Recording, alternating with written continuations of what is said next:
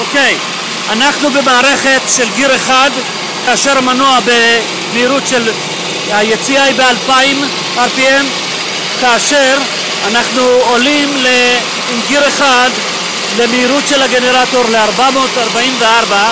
אני אעלה למעלה להראות לכם את מערכת הגירים, איך שהיא מסתובבת. אנחנו עושים את הניסוי בלי גלגל. הניסוי נעשה ללא גלגל, בלי אנרציה.